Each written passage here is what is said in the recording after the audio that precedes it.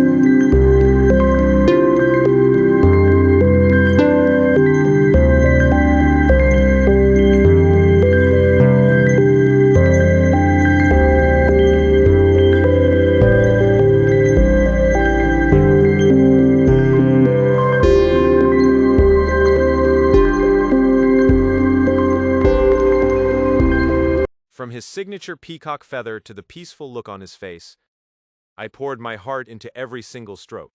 Creating this was incredibly meditative and joyful.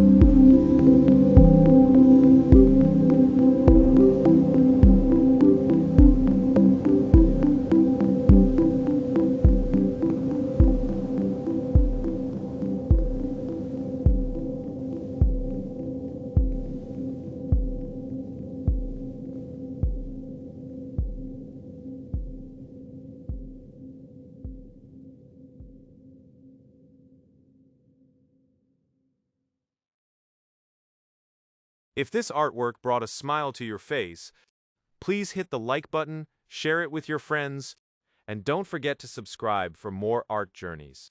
Thank you so much for watching, and Hare Krishna.